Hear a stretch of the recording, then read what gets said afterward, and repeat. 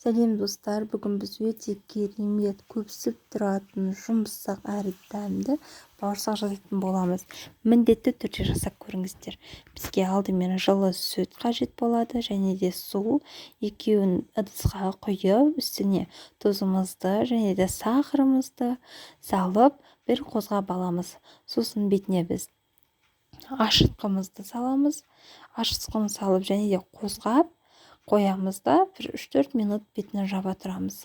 Одан кейін біз оны аламыз да қолдың сары майын қосып, жақсылап араластырып аламыз да бетіне ұнды салып илейміз.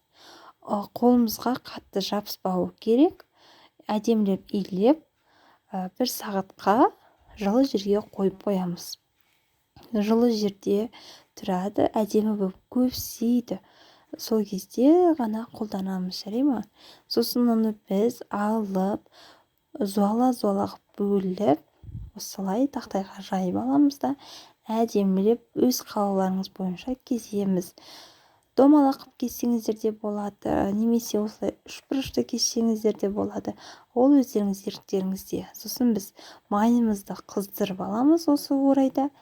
Оны қыздырып, бауырсағымызды шетінен ақырын салып, екі бетін бірде қыздырып пісіріп аламыз. Міне, видеодағыдай осылай аударып тұрыңыздар, немесе күйіп кетуі мүмкін. Міндетті түрде жасап көріңіздер, назарларыңызға рахмет.